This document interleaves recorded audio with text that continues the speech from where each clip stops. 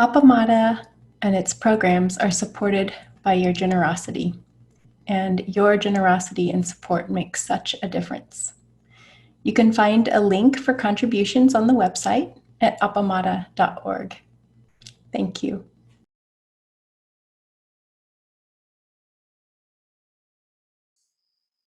Good morning. It's so lovely to see you and to be in this space with you.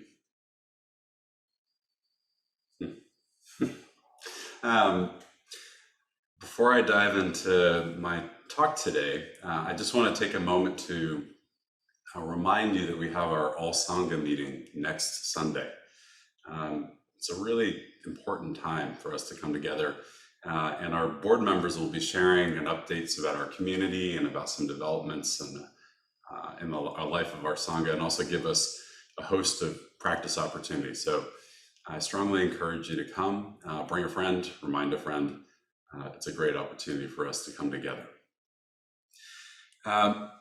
So I thought I'd begin my talk today with a story within a story. One of my favorite authors is the late David Foster Wallace.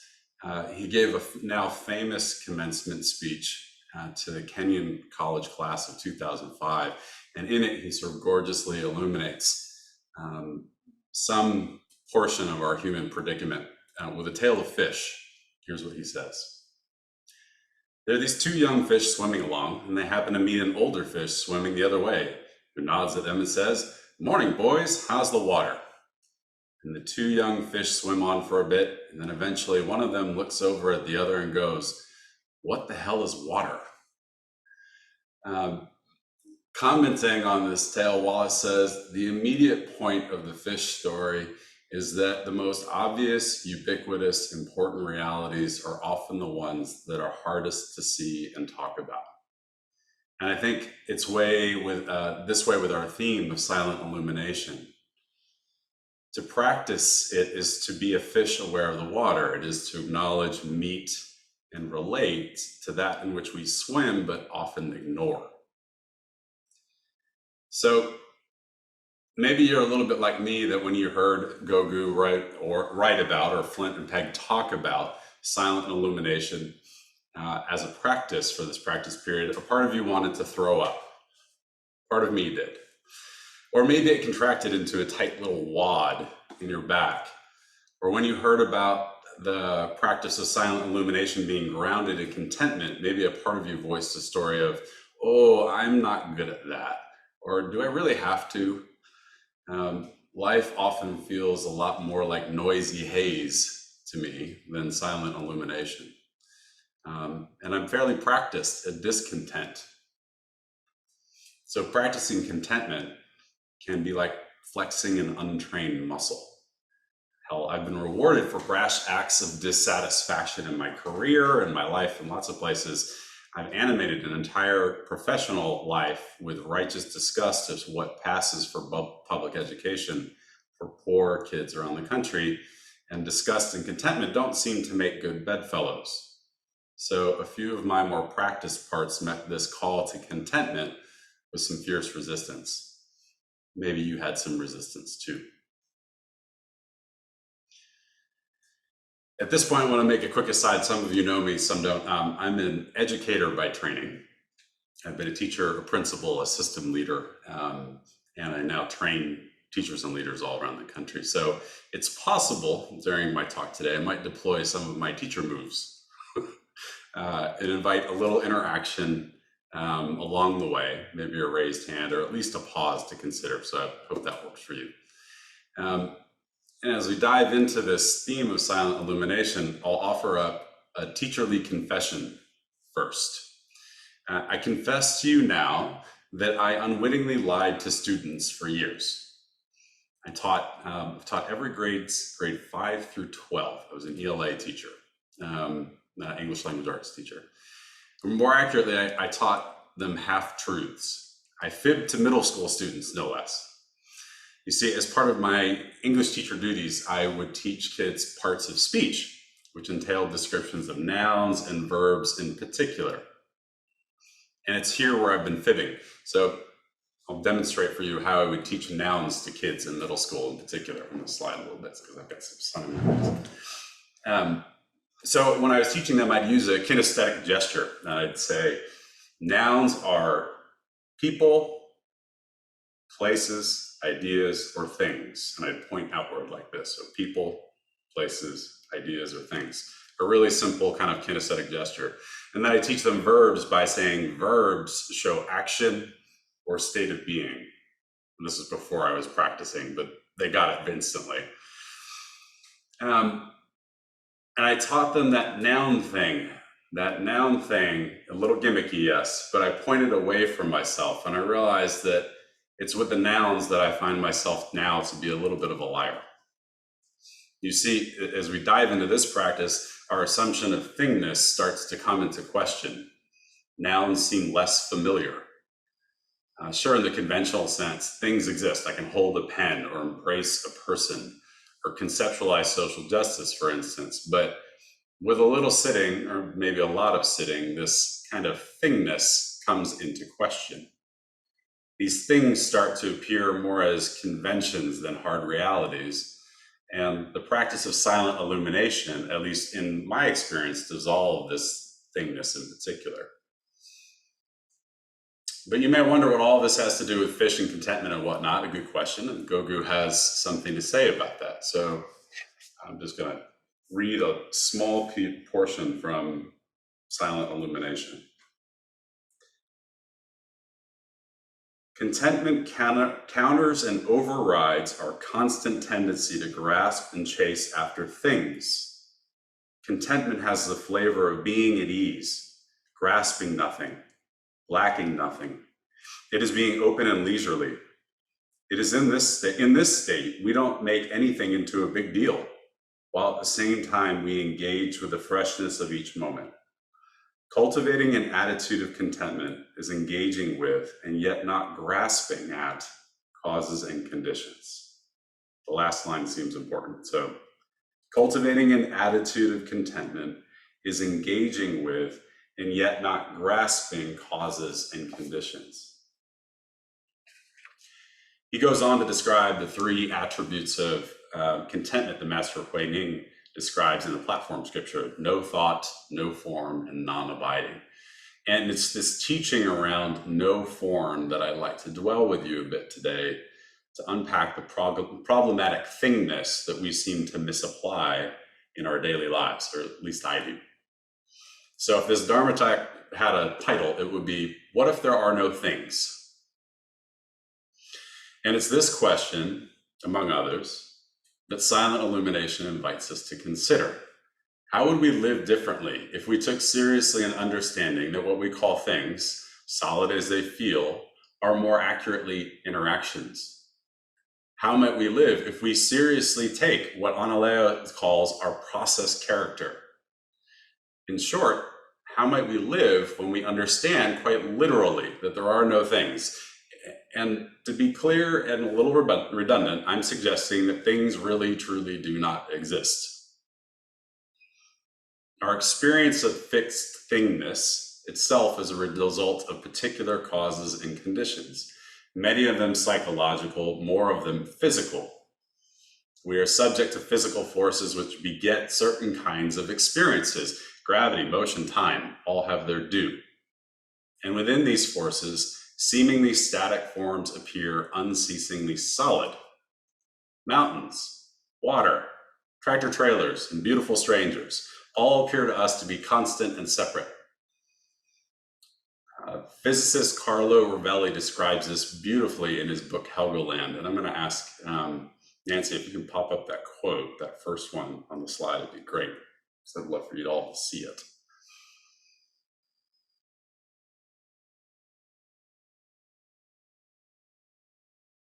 Cool, thanks. So here's Carlo Rovelli is a brilliant physicist. If you've encountered his book Helgoland or 7 Brief Lessons About Physics, I think is the other title. Brilliant stuff.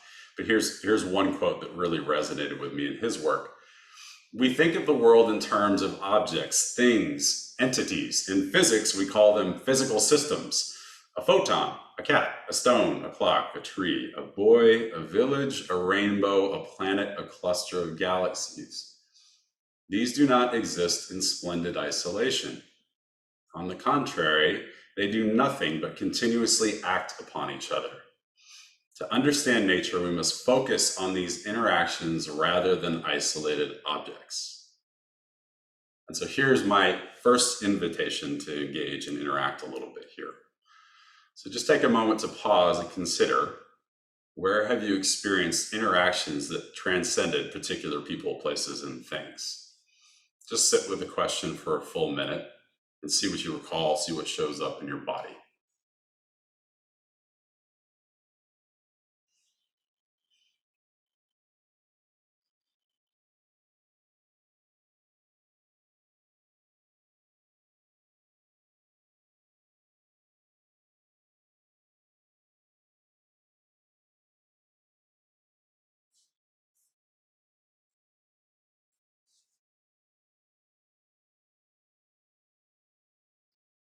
So I'm curious, and I'd love to hear from you for a minute.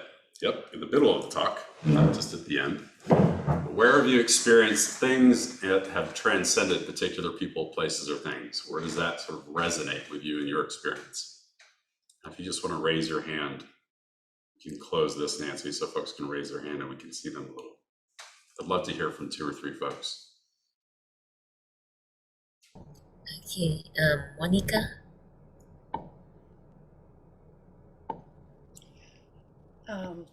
Yeah, what came to mind was when Mitch and I sing in a community choir. I mean, it's like everything's melded into one. The space around us, the visual, the vibrate, it's just one thing. And that's what popped up. Ah, I love that. Thank you.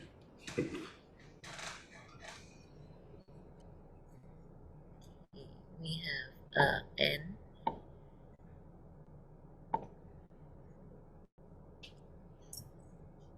Hi, Anne. Hey, well, I wasn't able to identify something that wasn't associated with a place or a person or a thing. I mean, I feel like all my experiences are products of that, of where I am, what I see, what I hear, what I smell, what I taste, what I feel. So to identify something that's totally independent of the sense realm seems, I can't do that. I mean, I'm not able to do that. Yeah, great.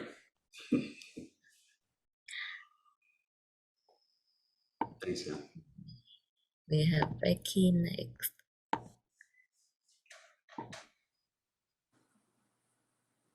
Hi, Becky. Hi.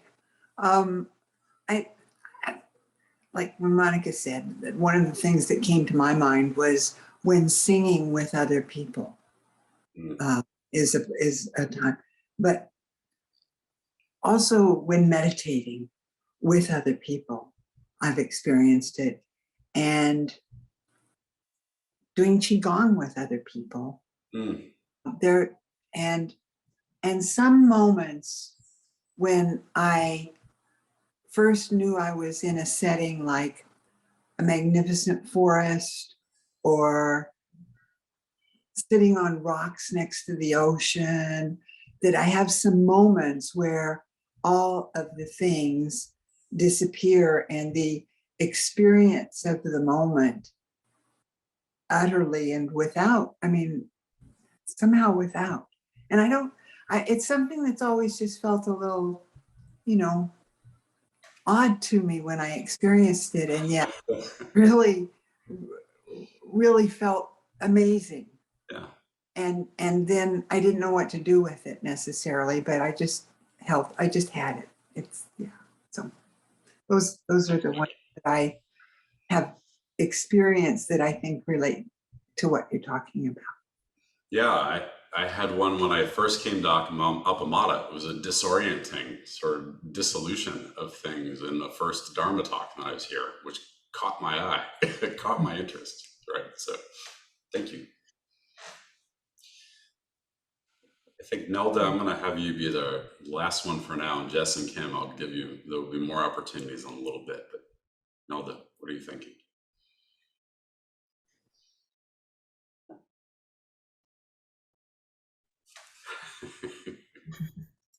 There it is. Good morning, Nate. Good morning. I don't know if this is what your question is referring to. Words are tricky sometimes. But I had what I call an experience at two very disparate places. One was Machu Picchu. So, and I asked myself if I was maybe a little high from the mountain air, but it wasn't that. It was the confluence of the sky and that at one time sacred place, maybe still, and then it all fell away, and just this energetic sense was left, and quite in contrast to a place in a natural setting. The other place was at the Sagrada Familia Cathedral in Barcelona.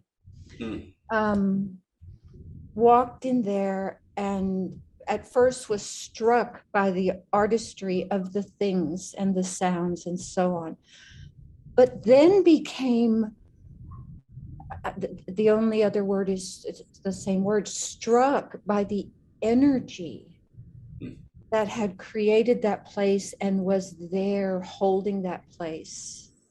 So those two places. Thanks, Nelda.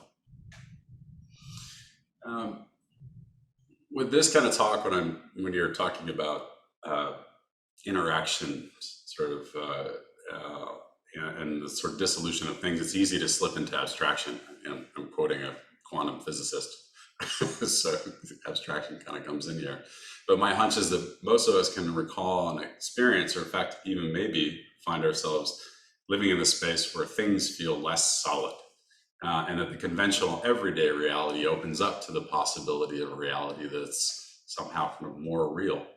So later, Ravelli writes in Helgoland, the world we know that relates to us, that interests us, that we call reality, is the vast web of interacting entities of which we are a part, that manifest themselves by interacting with each other. It is with this web that we are dealing. It's pretty gorgeous, right? And as I heard it the first time, I said, man, it sounds so much like Indra's net. For Ravelli, there are no things to speak of, just webs of interaction. For the Buddha describing Indra's net, each jewel contains and reflects the whole world, and the whole reflects and contains each jewel. And it's fascinating to see these sort of insights from physics and our practice come up together. What we experience as things are more accurately interactions that appear static, that are anything but. All phenomena and arise and cease together.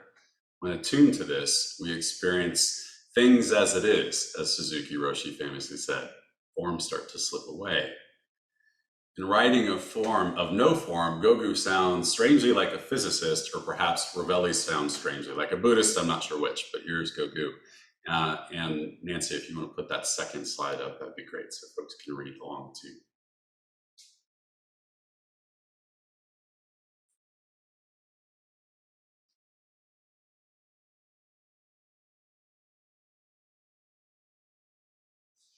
So no form is a teaching on how to relate to the external world. Ordinarily, we grasp appearances and characteristics as discrete things, but there's really not a single thing. Nothing is fixed. There is no fixed objective reality. To transform within the context of form is a teaching on not denying or divorcing ourselves from form, but allowing all appearances and characteristics to be without us, contaminating them with our projections, ideas, or feelings. We must engage with the world while at the same time we have no vexations about it. When there's room for improvement, we try our best to improve the world of form. When things need to change, we make the change. But emotional afflictions lead to more vexations. They contaminate and ruin everything we see, hear, smell, taste, and touch. And so a second question for you, just for folks who are curious. What in particular resonates with you from this passage, from Gogu's line offering here? Feel free to raise your hands, share it.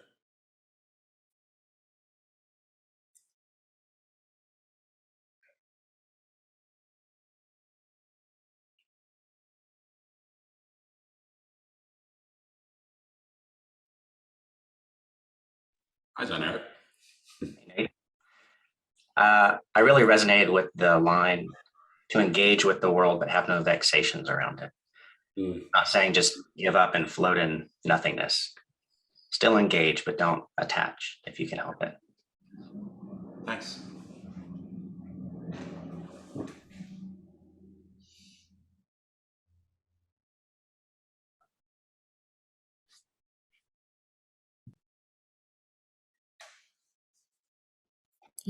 Rosemary. Hi, Rosemary. Hi, good morning. Yeah, like with John Eric, the idea of engaging, and I think it's very subtle because conditioning, for example, is something that I think is important to face, obviously, and but not to grasp. And then, so I don't know how that fits in with form, but that usually is provoked by interactions. And so, yeah, I think there's a lot of subtlety in what you just, in the quote, because there's engagement, there's being aware of not grasping and trying to transform, how we're responding into something that I guess eventually transcends the whatever's bothering us, or what the vexation might be. So, Right. Like a shift, kind of. Shift. I like the shift. Yeah. Thank you. Jess, wrap up with you. Hi, Jess. Hi, hello. Okay, can you hear me? Yep. Oh, great. Okay. That last slide, what popped for me was that there he talks about no form, and he says that this is not denying or divorcing ourselves from form. And so that popped to me about what Anne was saying, that, when we think about these experiences that transcend people, places, things, that all of the places or things that I could think about were in context of form. And that idea of like form is emptiness, emptiness is form, everything is like, everything is a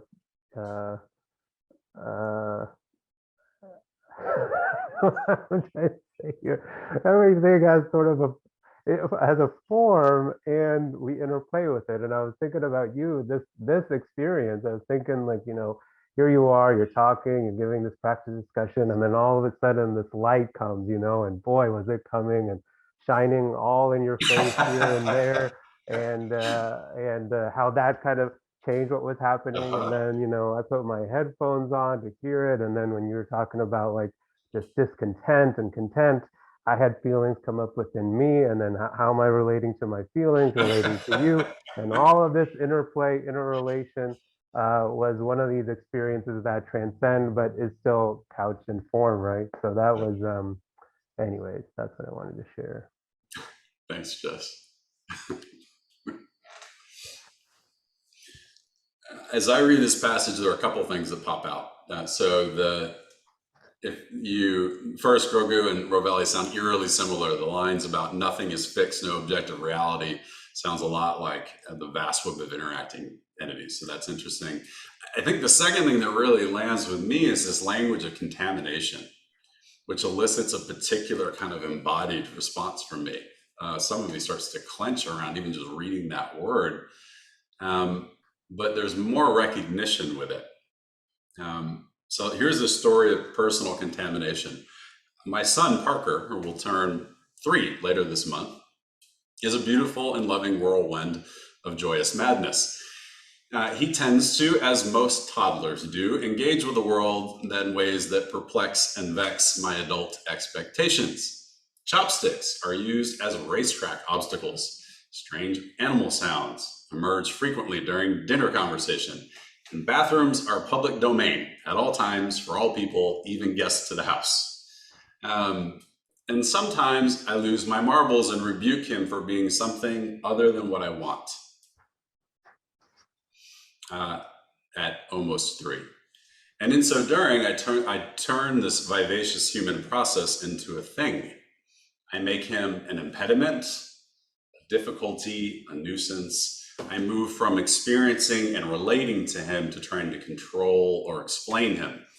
And the parents present already know this, trying to predict and explain and control the maelstrom of toddlerhood is a fool's errand, not a good use of time.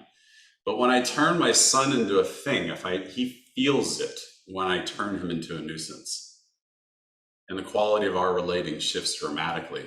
The interaction becomes shrouded in preference, and he knows it. And he feels the shift in my presence, and he responds accordingly. Sometimes he withdraws, sometimes he resists, but it changes things.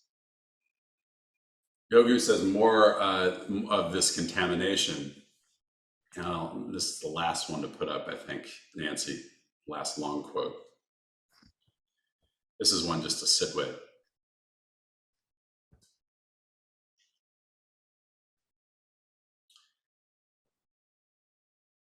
How do we contaminate forms and appearances? We defile them by attaching to them, reifying them as things out there.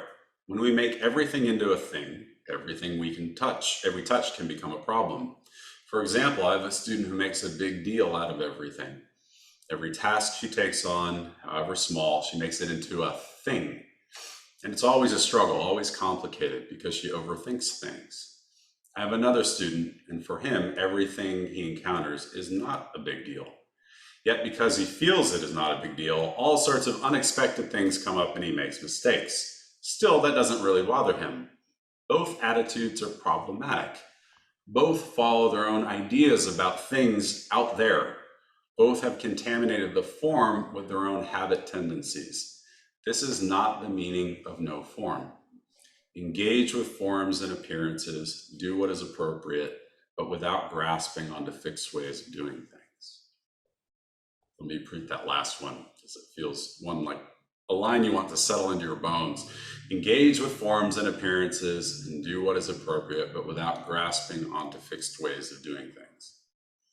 Maybe you problematize like Gogu's first student, or maybe you shrug things off. Maybe your expression of this contamination is different.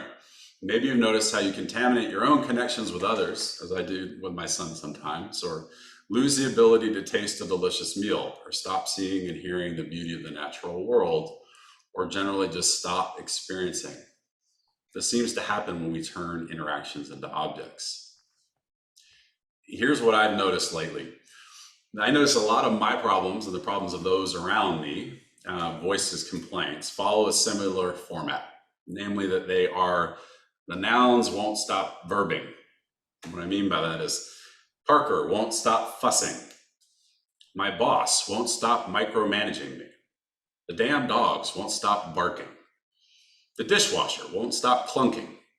And on and on and on. We fabricate a sort of certainty when we glom onto interactions and make them things in our mind. We give them solidity. The nouns won't stop verbing and we just get terribly upset by it. We cast ourselves as the separate and distinct subjects in a world of objects engaged in actions that defy our preferences, which only creates things everywhere. But lately, as a result of this illumination practice, and I'm conscious of the illumination I'm experiencing right now, which is perfectly timed. As a result of this silent illumination practice, I'm curious about what happens when I first just drop the nouns from my problems. Something shifts in just noticing the verbs. I draw a little closer to experiencing when there's just fussing arising, or micromanaging, or barking.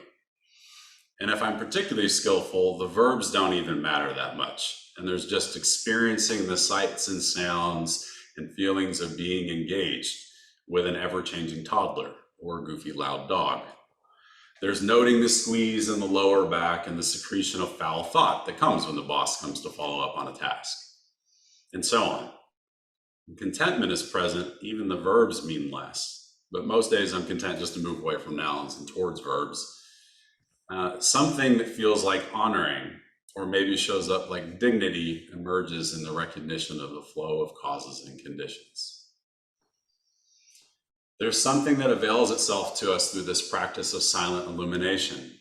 I notice that when we sit in dignified repose, contentment naturally arises after a bit, and out of that contentment, things lose solidity, which is gorgeous to behold if even in glimpses.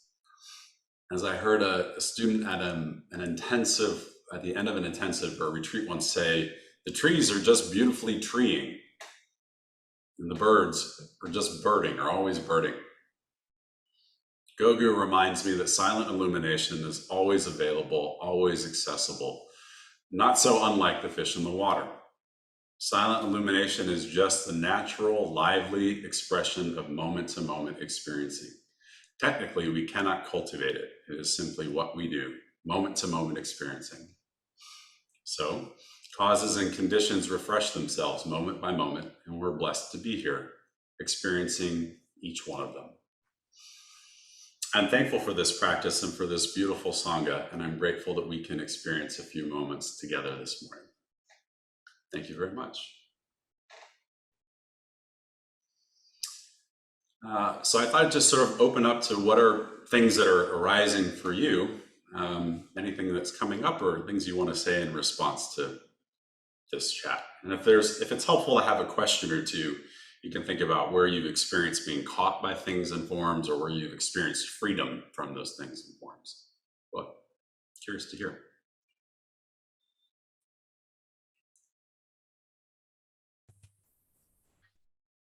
Yeah, a couple of years ago, I discovered that a colleague of mine from St. Louis was a hoarder and actually was on the Hoarder series on TV. And I watched it a couple of years ago. And then I watched it again last night because her son was actually doing some work for another friend, and realized a completely different response, where the first time there was 37 tons of stuff removed from her house, to give you a little idea of it took a whole crew days and days and days just to clear it out. Okay, so 2 years ago, I saw her as a form, as a thing. And I realized, and then I watched it last night, and I had tremendous feelings of sadness and compassion toward her when I realized it was different. She wasn't a form, but I just saw the interaction, the relationship. I remembered times we had spent together. And I think that's really the key here, is that you can't have compassion if you're just seeing the thing as an external form, but rather needing to see the interaction itself as the thing. That's kind of what I'm getting from this process. I love that. Thank you for sharing that. Yeah.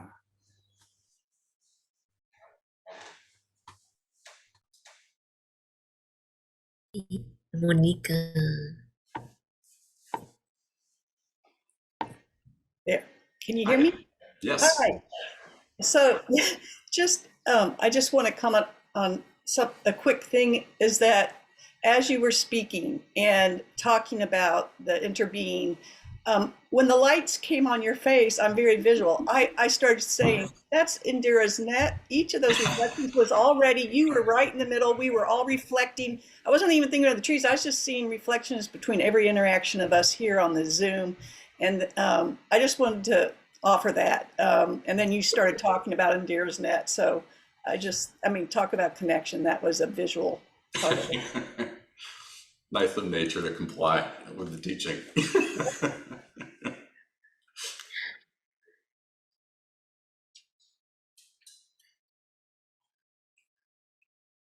Anything else that's coming up for you that you're wondering about or thinking about? John Eric.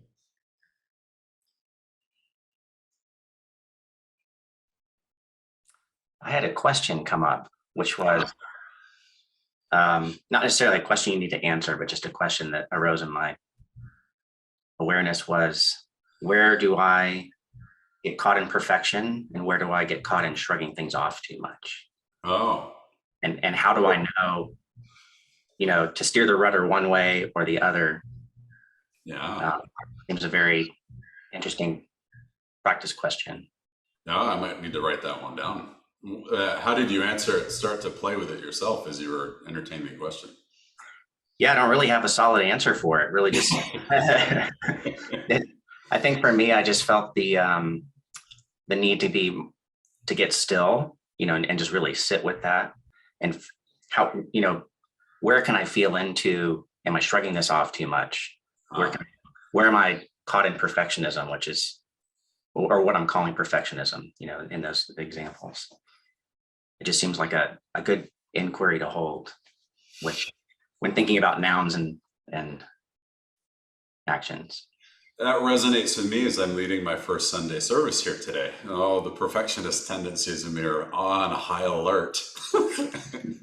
And the part of me that wants to just sort of shrug off the missteps or whatever too is also activated right side by side. So I so appreciate that question. What a fun one.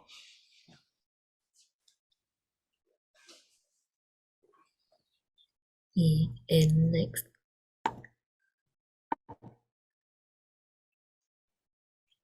Hey. So the question I had to do with the very end of the Gaogu quote about the fixed way of doing things, not having a fixed way of doing things. And it dovetails nicely with what you were talking about the forms. So the question that came to me was, what is the nature of tradition? What is the nature of form?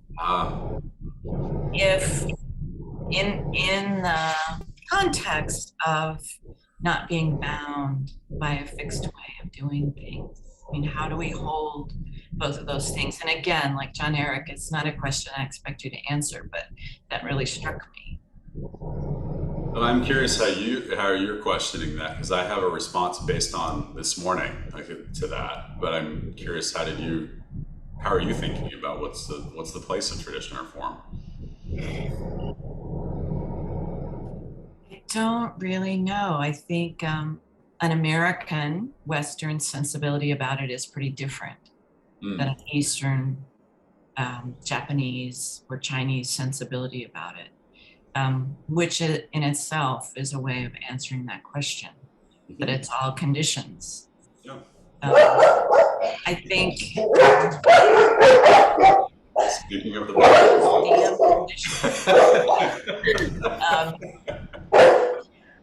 that I think it's a way of taking care of things. I think it's a way of being very mindful, but also being fully engaged, but taking care, being very lovingly careful about things. Yeah, I think that what was coming up for me as you were saying that was thinking about the forms here this morning and how they create, they make certain kinds of experiencing possible. Like without the form, I'm not sure those sorts of experience they might be available, but they seem to sort of reliably create a set of causes and conditions where certain kinds of experience that we can connect to that even ancestors have experienced and are sharing with us. So that's just one thing that is coming from me as you say that. Yeah. And I was thinking about the whole idea of doing something because it feels right. I want to, as opposed to doing the thing that presents itself before us. Yep.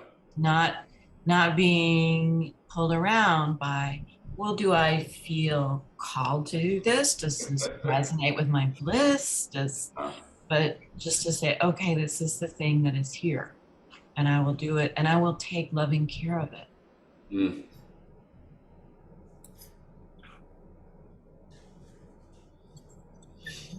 Maria. Hi, Maria. Hi. Yeah, it just made me, as you were talking today, it just made me think of my daughter's school bag. I mean, she's 32 now, but when I was tidying out the garage the other week, I found her little school bag, and it's like it's got it's got the red round it, it's got a little bit of blue on it. It's kind of like, can I ever just see the school bag as the bag? Because as I looked at it, all the memories of walking her to school, of her putting a change in that little pocket where the bird is, a little dinner money, and and the little things she used to put into the bag, and remembering her getting into the car and she'd just throw it on the back seat. And it was like, can I ever really just see that bag as that bag, without everything else? And it's kind of, and that's just a thing, that's an object that I'm looking at. Now you have a person who's showing us what they wish to show us. They're talking, they're moving, and then everything they're doing is eliciting something in us. So it's kind of, whatever they're doing is bringing up something in us. And I think without the practice and without being able to slow ourselves down enough, how are we ever going to just really see another person, and rather than it being all tangled up with our own reactions and our own stuff? If with a bag we can't just have, this is just a bag, this is just a red bag with a bird on it, and that's all it is. I could never see that bag like that. It has so much around it. So that it's like I said, without the practice, it's impossible.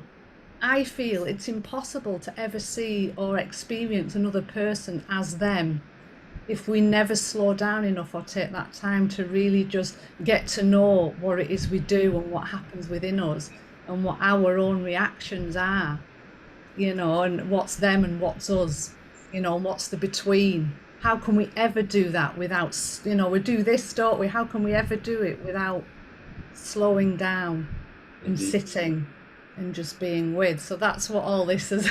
Can I ever just see that bag as that bag? My son just got his first backpack literally a week ago. And he's in love with it. He loves to bring it to daycare and put a toy into it and just take one toy out and share it with his friend. But that bag is not just a bag anymore. Yeah. Good luck when he's 32 with that bag. Thank you. Thank you. Elizabeth.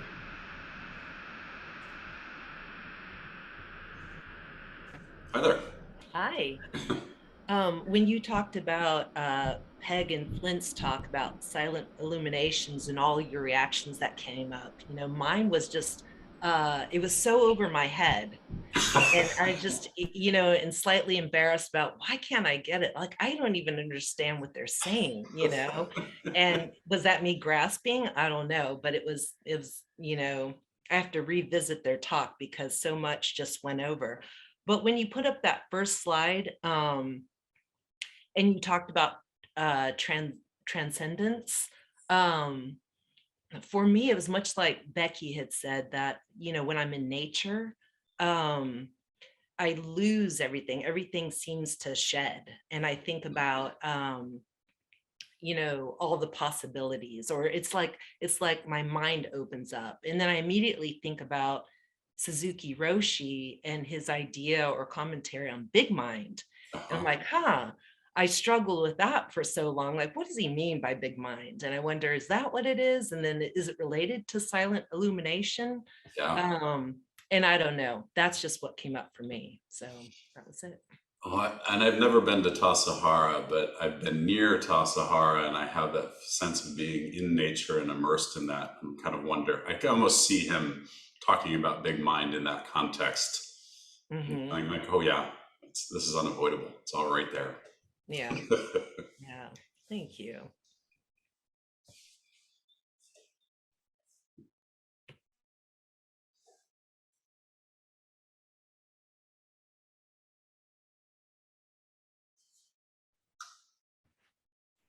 Hi, Sandra.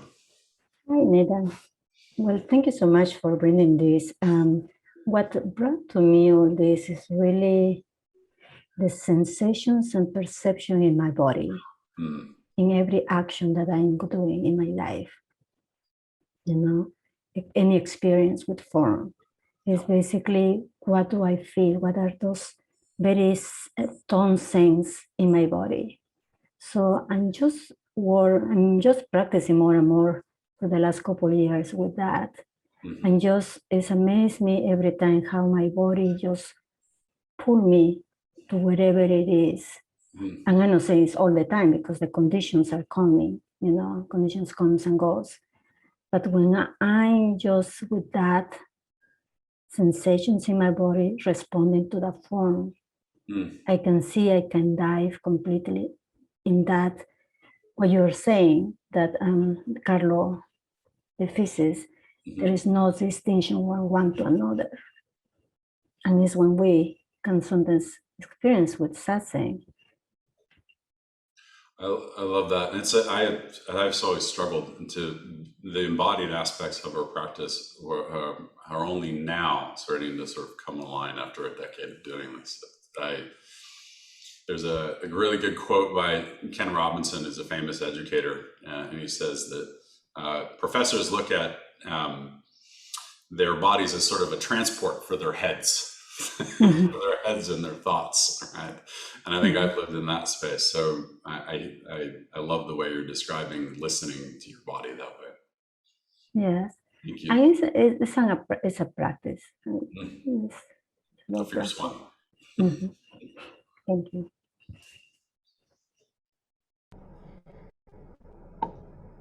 Okay, Joe.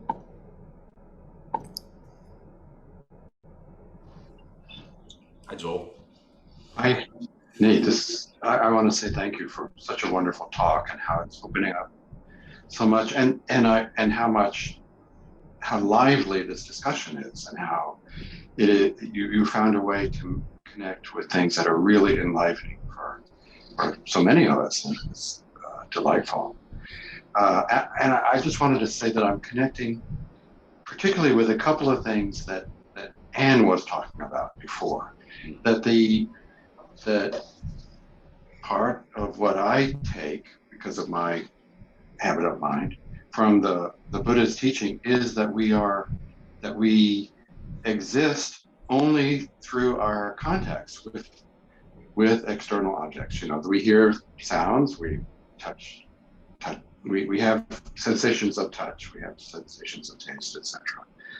And that, you know, within that envelope, as it were, there's a great mystery. You know, it's like who's in, you know, not only is a great mystery of what's out there, but who's in here. If all we get is this kind of is these sense perceptions rattling around, you know, and bumping into each other, and then giving us the idea that we have a separate self that's perceiving them all, you know. And then I'm also kind of like I want to say that I felt a big resonance for the student that Guo Gu was talking about, who makes a big deal out of everything. That part of that notion that we are made up of the residue of our sensory experiences and reactions to them, and reactions to those reactions, et cetera, et cetera. That there's a sense of kind of tragedy in that, you know, that it ends up that it's like a hall of mirrors or something, that we can't get outside that. But then finally, I love what Anne said before, that yeah, all that may be true, but we can take loving care of what's in front of us right now. Yeah. You know, that was so great. So that's my thought this morning. Well, and that reminds me of Todd's talk last week. Just his wish for us at the end of the talk was just do the next thing. Do the next thing that's in front of you. I love that. Thanks, Joel.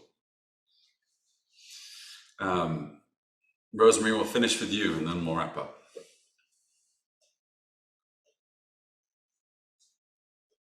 I just wanted to second something that Kim said about when he first saw the show about his colleague and how that shifted for him 2 years later, that compassion had developed within him. And I was thinking of, when I was sitting today, I was thinking of holding on, that it's the holding on to anything, to vexations, to fixed ideas of people, things, ourselves, that is getting in the way of compassion. So you have this, field, and it's going to be diminished right away by any grasping. These things have to be faced and addressed and understood. But yeah, you can tell when you're in it, and it gets right in the way of the most important thing. Yeah. Thank you. Thank you. Thank you all so much for such a wonderful conversation and discussion. Let's close out together.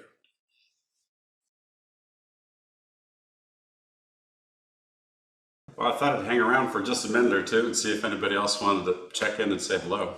There we go. There we are. There. Hi. Hey, third time's a charm.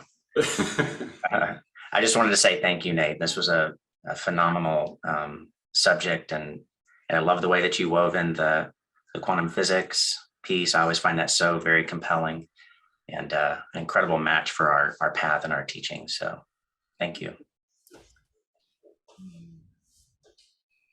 I just wanted to thank you also, Nate, for stepping up as head student and for speaking today. I got a lot out of it, and I think I really appreciated because I've been very involved with language, as a speech therapist all my life, the noun and verbing thing. And I've got all kinds of ideas about how to apply it in my daily life. Like when I call myself a something, to remove the noun and just look at what I'm doing, stuff like that. Oh, good. But thank you very much. Of course. Enjoyed it today.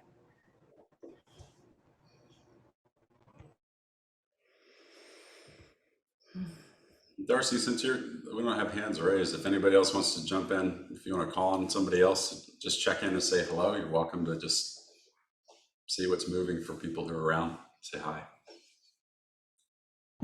Nilda, your video is not on. My video is not on? Okay.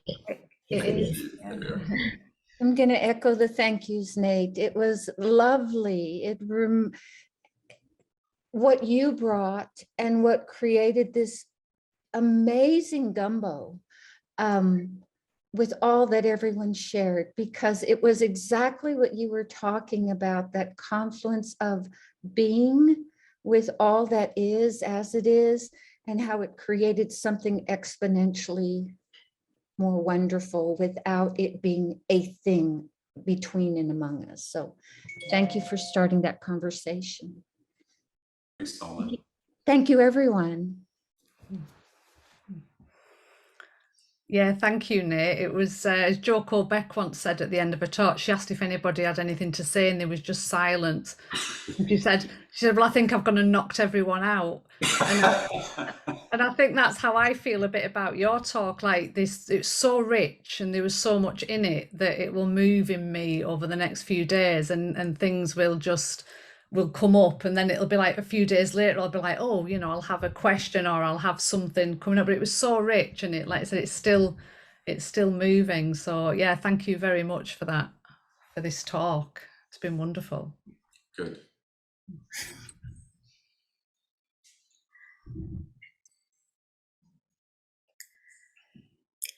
Yeah, thank Nick for sharing your contaminating experience with your son. I have it with my kitty. he has a habit to keep doing things that I don't like it. I was like especially he likes to spill water out, like the water on the floor is more than what's in his mouth most of the time, and I have to keep cleaning up. So every single time I have to force him and like, okay, listen, here's the lesson you need to learn. You shouldn't do it anymore. And I'm like, but it did not work at all. If you figure out the solution for that, you'll be a very wealthy woman.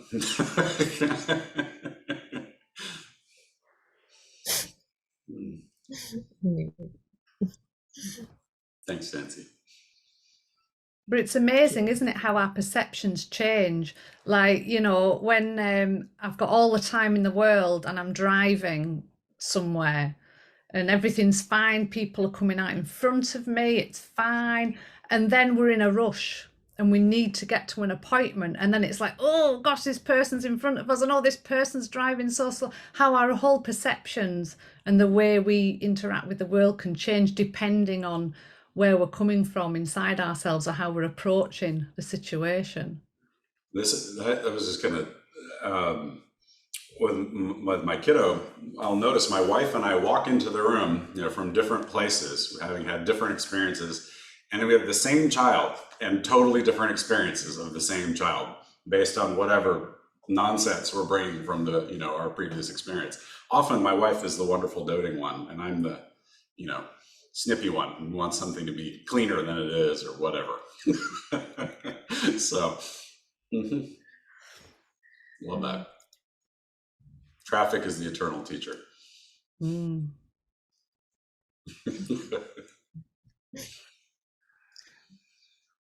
Anything else? Pop it up for folks.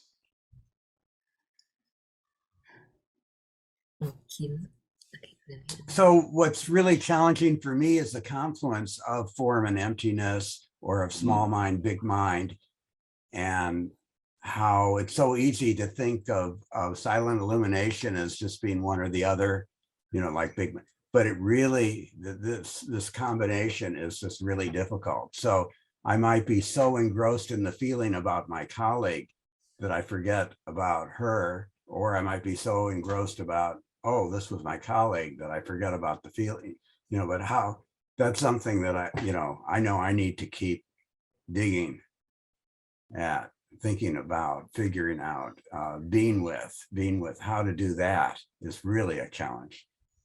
So next time I see you, I'm going to ask you how you do that. Okay. Okay. At least you teed me up. Okay, I appreciate that.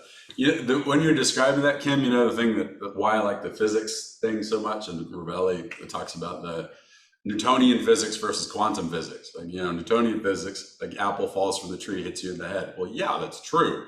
Inside of a set of, you know, particular conditions, in a conventional sense, that's true for us. Quantum physics blows that up in the, you know, universal sense, but both are actually true.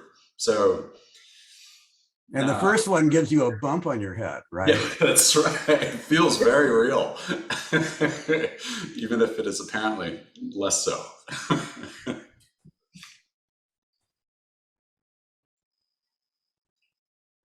All right. Any other thoughts, wonderings, check-ins?